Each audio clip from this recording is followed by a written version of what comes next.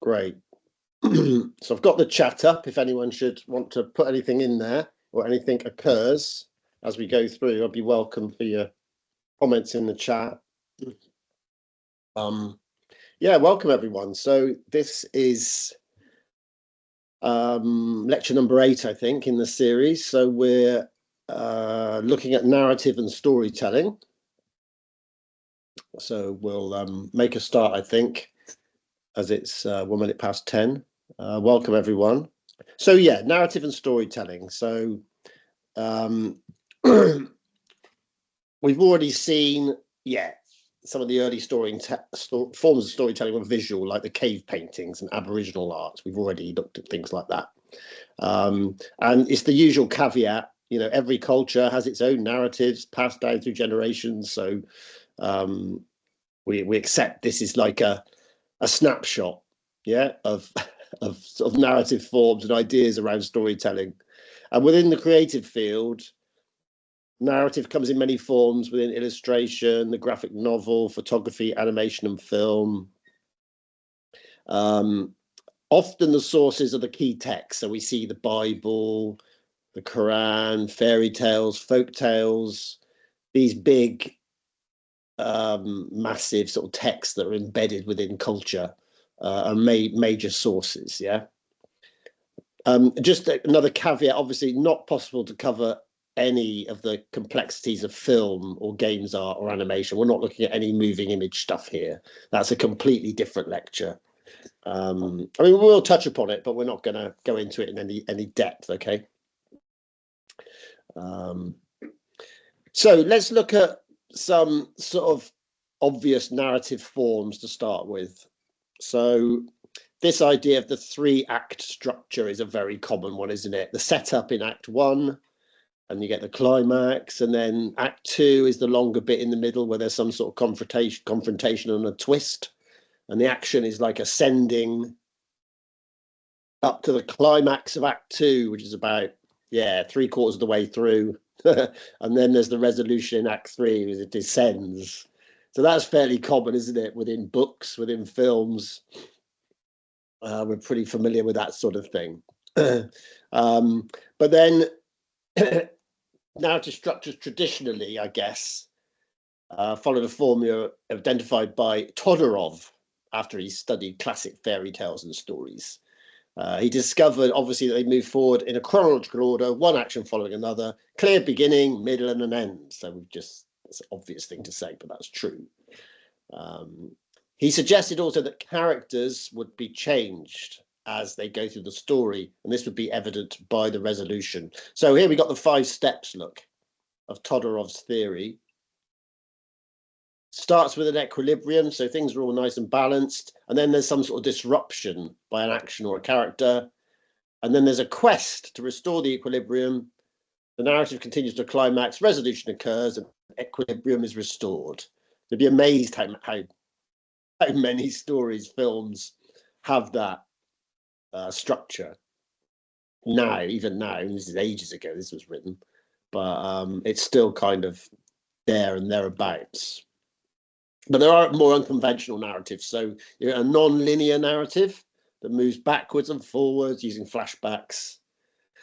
And 500 Days of Summer is one of those classic films, follows a relationship, flash forwards and flashbacks as the story progresses. But then there's also the idea of a circular narrative. Okay, so it may begin at the end and work its way back to the beginning. So often circular narratives are only understood by the audience at the end of a film. And Slumdog Millionaire, if you've seen it, is a classic circular narrative film.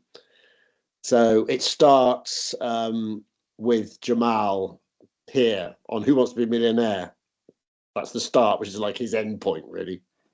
You go back to his childhood, explains how he appears on the show and how he knows the correct answers. So, that's this kind of circular narrative idea.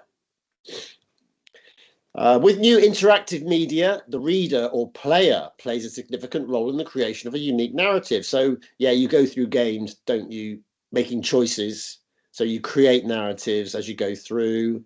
You decide where you're going and what the climax is going to be.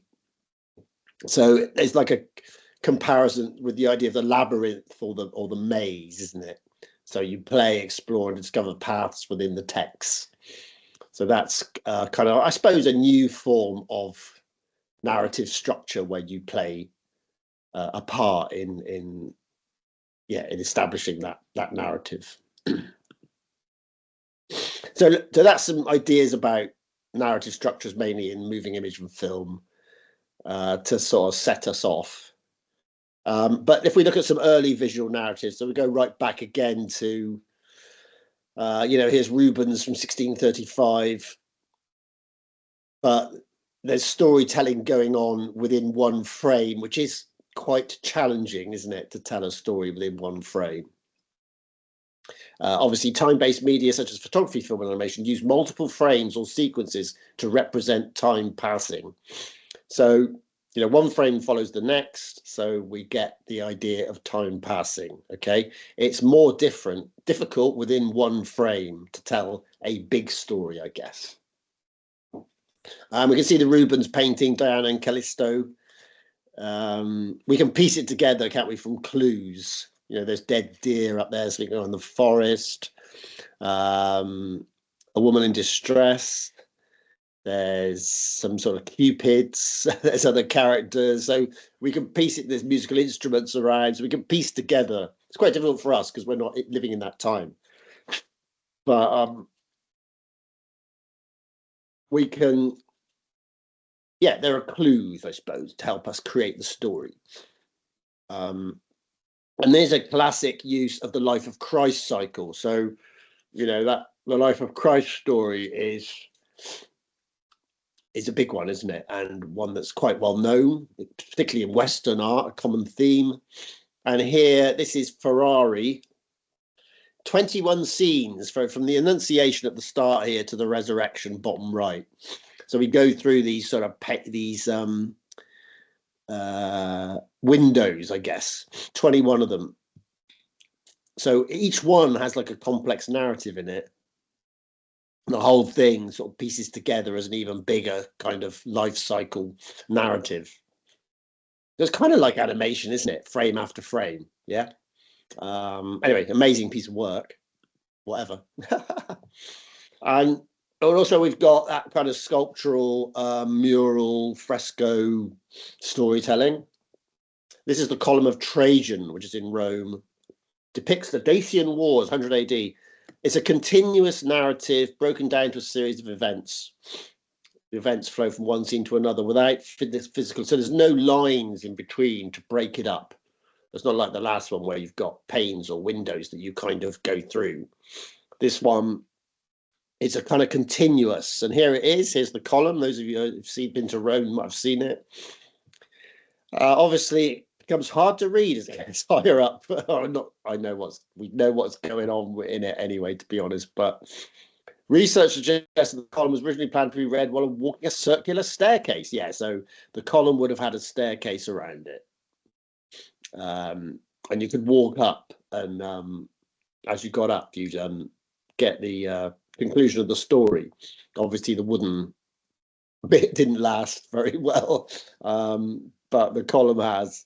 So that's another kind of historical relic. But of course, the Bayeux tapestry is one that in Europe we would know very, very well. The story in around 70 scenes of the Norman invasion of England, 1066. So the theme is treason and deception. You can follow it along its course there. It is really quite a magnificent thing. All done through it's a tapestry, so it's all done through cloth and thread. Beautifully made. It's a beautiful thing. And then 1482, Bosch's The Last Judgment, which you might know. Bosch uses the triptych form to drive a narrative. So even just having 3 panels gives you a story, doesn't it? And a left to right, read the story. And this one is not quite as famous as the Garden of Earthly Delights, but it shows the Garden of Eden. There's God, look, in heaven, that kind of very stereotypical idea of God. The rebel angels are cast out and transformed into insects. They're all around the bottom here. And in the central panel, Jesus judges the souls while surrounded by the saints. So sorry, that's what's going on here with Jesus. Yes, God is here. Jesus is here, surrounded by the saints. And the right panel shows this hellscape where the wicked are punished. So we've got God and all the wonder on the left and sort of hell on the right. So quite a simple 3-panel narrative.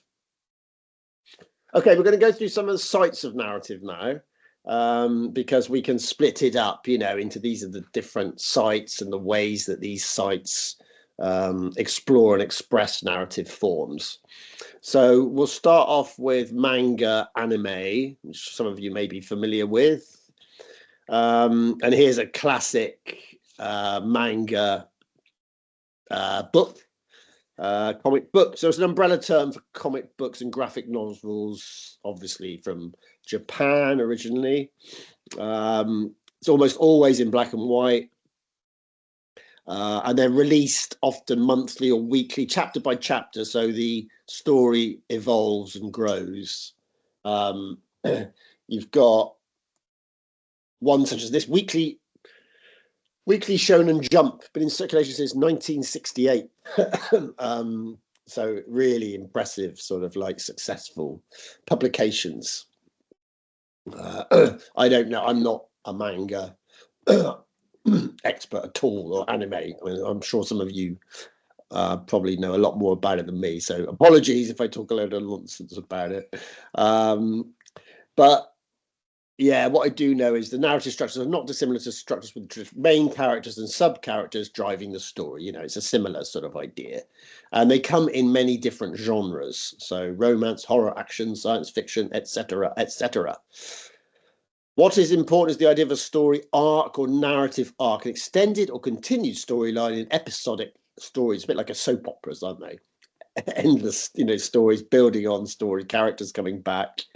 And this is Neon Genesis Evangelion, for example. Single story of 14 volumes, each composed of several stages. I think I just want to make the point that these are pretty epic. Some of these manga publications and productions are epic things. Yeah. And then anime is the term for forms of animation created. So sort of manga moved into anime. I think that's fair to say, moved into animation. So the moving image version. Yeah, manga is print and anime is animation. So that's how it's kind of separated. And this is Demon Slayer. Kimetsu no Yaiba, one of the most popular and critically acclaimed animes of recent times.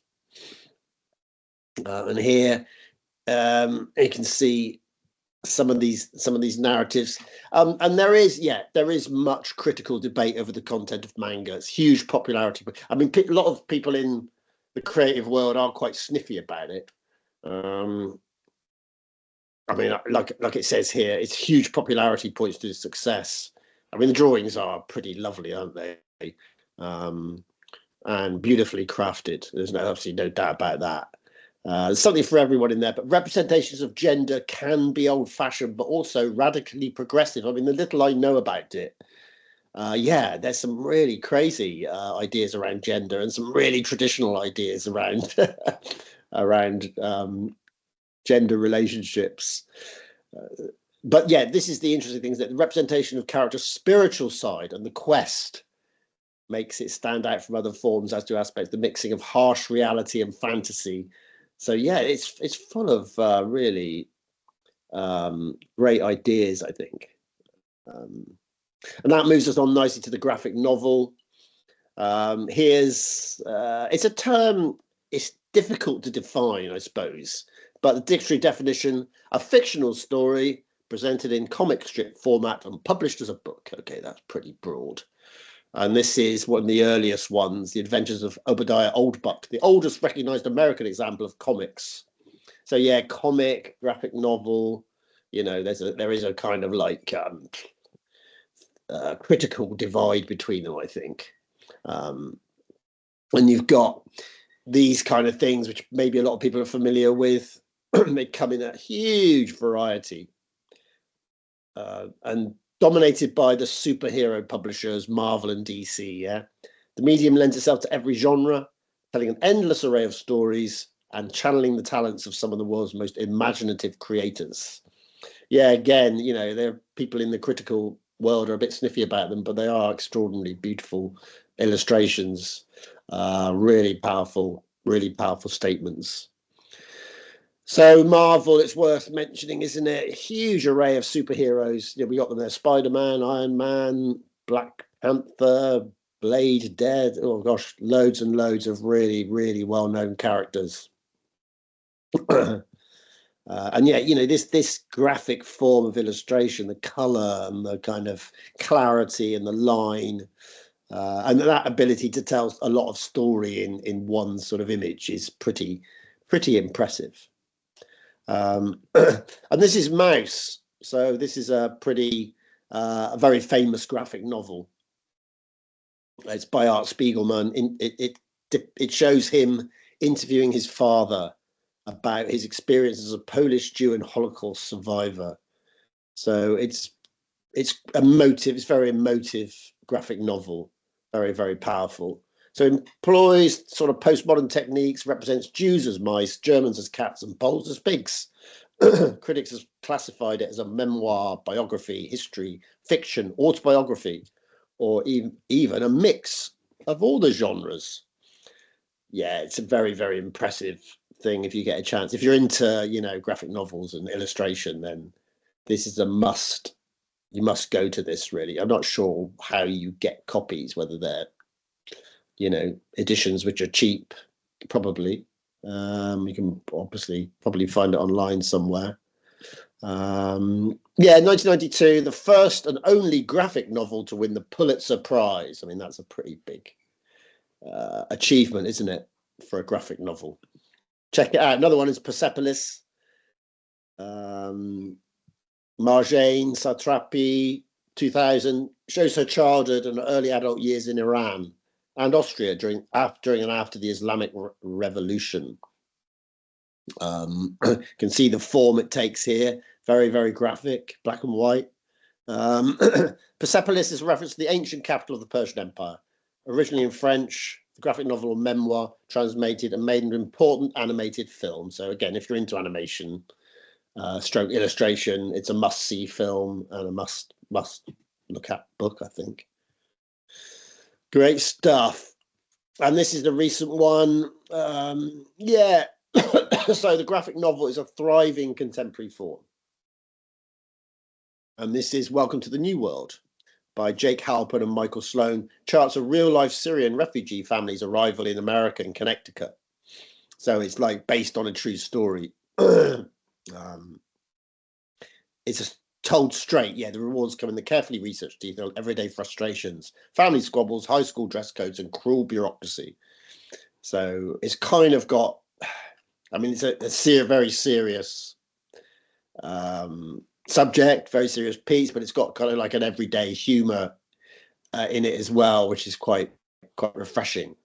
But yeah, beautifully, the drawings are absolutely beautiful. Okay, next area we're going to look at is reportage illustration, which you might not have heard of. So the power of reportage illustration is the immediacy of the images that are created and the feeling of the illustrator's presence on location. So this is Olivier Kugler's Escaping Wharves and Waves from 2019. So this is classic for a piece of what we'd call reportage illustration, and that you've got the drawings with text to support the story, because obviously often this sort of work is dealing with quite complex, serious issues, which there's no simple kind of answer or narrative, I guess, a lot of the time. So it's got to add some complexity, try and sort of lead you down a way, sort of as using the text as a sort of relay to take you somewhere to sort of understanding. So yeah, it's comparable in some ways to photojournalism. Reportage illustrators are acting as visual journalists, proactively creating narrative work about issues and subjects, translating what they witness into handmade imagery. So it's kind of adding a bit of factual stuff with a sort of like, yeah, an emotional response if you're there sort of looking at it. And Lucinda Rogers is one of the best known reportage illustrators. But she's kind of concentrating much more on the everyday, so she's less likely to go to a war zone or deal with something heavily political. She's more often dealing with sort of everyday scenes, everyday events. So yeah, works from life, drawing on location. She draws in busy locations, Paris, London, capture a sense of movement and busyness that will be hard to achieve when working from a reference picture. So she works quite quickly with lines, a bit of filling in of color, watercolor and stuff. So all feels quite immediate and kind of on the move, you know, as if things are changing. Yeah, so recording straight from the eye to the paper, she's often not looking at the paper, creating an inaccurate yet beautiful outcome with a sense of spontaneity. I think that's the lovely thing about it. You almost feel it's moving. You almost feel from these that she's kind of there, or you're there, sort of watching the scene unfold. And here's another one outside the Cash fabric shop. Yeah, and that's got that kind of unfinished sort of feel to them, aren't they? So she makes these regular extended visits. She won't just turn up and sit there for half an hour and do it. These will be places she goes to a lot and she's kind of really familiar with. So she can make more acute sort of observations. By leaving gaps in the drawing, she encourages the viewer to fill them in, continue the narrative from their own imagination. I think that's quite important. That is the thing about narrative with 2D. It's still images, isn't it? You fill in the gaps, okay? Whereas with film, you get the next frame shown to you, so you know what happens next. But the beauty of the 2D image is that you fill in the gaps, and that's what Lucinda Rogers is kind of encouraging by leaving some gaps in the picture. Yeah. And that takes us on to looking at some war artists who are like reportage illustrators. Stanley Spencer, very important war artist, usually someone commissioned by a government to document their experience of war in the form of illustrative record. Yeah, these war stories are a good example of reportage illustration. They explore the visual and sensory dimensions of war, often absent in written histories or other accounts of warfare. And this is his famous work, recording the shipbuilding on the Clyde in Glasgow during World War II. They're very beautiful paintings. And they show a fascination with the components and machinery, skills of the workers, combine all those into a coordinated teamwork, a coordinated vision of people working together for the war effort. Okay, he decided it was just as important to document the work going on behind the scenes rather than the battlefront. So, although a war artist, he's not on the front line. He's behind the scenes, yeah, showing what's going on to sort of support the war effort. And then a more contemporary war artist is Steve Mumford. He's a contemporary American painter. Recently included depiction of scenes from the American wars in Iraq and Afghanistan. And the different forms, so large realist oil paintings, as well as watercolor on paper. And this is Dying Insurgent from 2005. So, you know, where it's different from a photographer is that he can make things up based around things that have happened. So it's unlikely that this would have happened, you know. The dying insurgent here, the blood, you know, with the weapon, the dog, and what's going on behind, but probably piece together a whole load of things going on to make a statement. So it's kind of not realism, but it's kind of docu-fiction, I suppose is the way of seeing it, isn't it? And here's another one called The Prayer. So yeah, this would have been made up from something he'd probably seen, but also some other things he'd seen pieced together. So it's his kind of construction. Yeah. And this is his picture in the helicopter. So 4 characters in the helicopter. Again, the story is difficult. We don't know it, do we? We can't. We don't know who these people are. We don't know what they've been doing, what they're up to, what they're thinking. So we're filling in all these things. We're making our own narratives, making our own story, because we're not going to see the next frames, which might tell us all of that.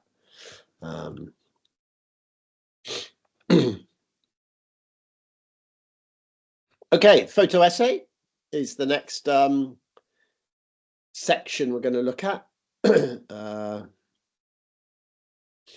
quite a lot of photography in this lecture today, actually, because it is it's a kind of a really good form of storytelling.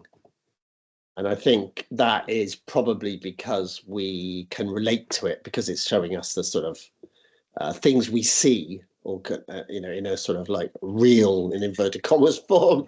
We can relate to it quite well. So we will see quite a lot of photography in this lecture today. And this is one of the very first famous photo essays by Eugene Smith, called Country Doctor, from 1948. So yeah, photo essay is a form of storytelling used within documentary photography. This is 1948 Life magazine. They commissioned Smith to spend 23 days with Dr. Ernest Seriani, produce a photo essay about Colorado's country doctor.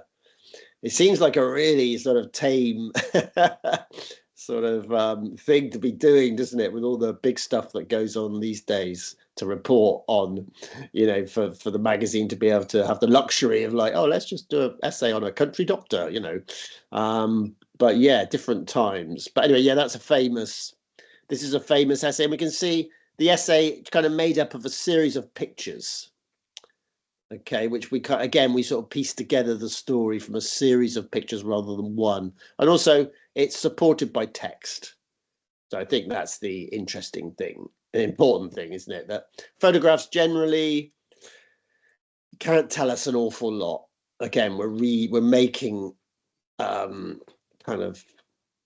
making it up a lot of the time, making assumptions, which we then apply. Okay, but if we've got text going on, that anchors the story a bit, gives us something to sort of relate it to. And that's quite often the case with photojournalism. Yeah, it does come with added text.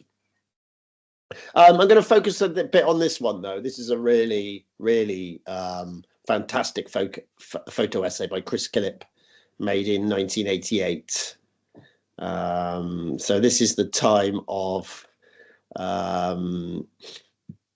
Margaret Thatcher's Britain, before your time, most of you, but that was a difficult time for the country in many ways. And this was taken during that time. It's called In Flagranti from 1988, one of the most celebrated documentary projects using ingredients of the photo essay. Its context, the northeast of the UK under a Conservative government in the late 1980s. So the northeast of the UK, to give it a bit of context, a place like lots of mines, lots of working people, very poor, very lots of poverty, and a lot of people working basically around it, you know, in industrial area or in manufacturing, which is less common now. The government's policies of deindustrialization were particularly hard on the working class and traditional working communities, specifically, you know, in the north of England. And here, these pictures from it. At times, it looks like a country in the immediate aftermath of a war. So brutal and unrelating was the dismantling of local industry. So you had the dismantling of local industry going on, but you didn't really have any, there was no sort of blueprint for change. There was no like plan or support really, because the welfare state was also being eroded. So there's no support for people who were losing their jobs. A cruel lack of support for those left marooned by the government's ideological assault on community. Many of the pictures show adults and children scavenging for pieces of coal to heat their homes. And this is the underlying bit of the story, really. People looking for little scraps of coal to heat their homes because people couldn't afford the heating. But yeah, great photographs, you know. And people have theoretically broken down the photo essay into sort of parts. And this is the parts that people have come up with. So we have an establishing shot like this one, which shows the scene generally. So that's often a big landscape with stuff going on to show you where it is, that kind of thing. So establishing shot, we'd have a formal portrait. We're going to go through these in a minute. Of someone who's part of the scene, part of the story. Relationship between two people or between people and animals. It can be any sort of relationship. We'll have a person at work, someone doing things, active in the story. We'd have a detail, so a close-up of something to show us, get a closer look at a particular thing that is of interest to the story. And so this image here could be described as the establishing shot. Yeah, it shows a general scene of the area and activities. This would be the formal portrait. So it's kind of almost like posed, carefully composed portrait. It's not grabbed, it's probably slightly set up, but it's more formal than informal. Relationship, so father and son, one of the working communities in the family is the relationship aspect of a photo essay. Person at work, so here it's like people weren't really working, so that's quite difficult. So this is the mother and son collecting coal from the beach. They are working in effect to kind of get their lives going, get their lives on track. So that's but then a detail would be something like that, close up of the clothes, that the person's wearing in that part of the world at that time for that task. Yeah. So that's, there you go. There's 5 types of photograph in a traditional photo essay. But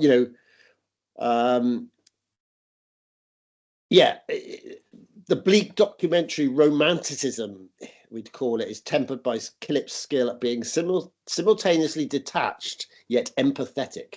So he's not like he does seem to be genuinely engaged and concerned about the people in the pictures and wanting to represent them really well.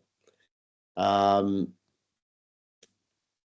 is a sympathetic to the cause, but also slightly detached, showing it as a reality. Do you know what I mean? He's got that perfect position there. He befriended many of the people he moved among with his camera. He sensed that he must have become a master of waiting as well as watching. Yeah. And this is you get pictures like this from there. So it also contains images showing other sides of life, such as this one of the skinheads dancing at a miners' benefit gig by the hardcore punk group Angelic Upstarts who are playing in the area. So it's not just sort of bleak pictures of people struggling in a very grey landscape to make it happen. There's some other refreshing pictures to break up the story, to add to the story. Okay. This essay is both shocking and moving and stands as an important document of a particular time, a place, and its people. Yeah, so any documentary photographers out there, check it out. It's one of the most important documentary projects that's happened in the UK, I think. So I'm going to show you a different. So many photo essays now are just use one of those strategies to tell their story. So they won't necessarily have an establishing shot, a detail, or whatever. And this narrative piece here, photo essay by Nicholas Nixon, just uses the formal portrait. Okay, I mean, it's a very, very clever piece of work, and it basically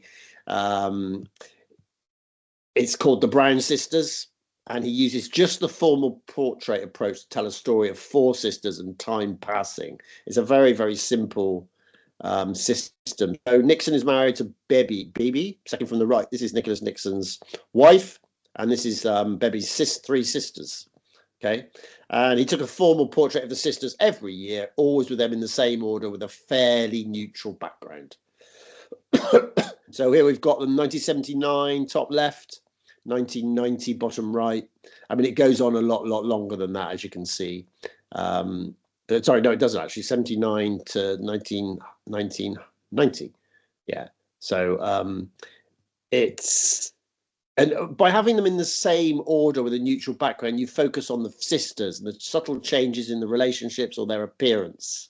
Yeah. This shows a 12-year sequence. So there was actually 22, something like that, I think.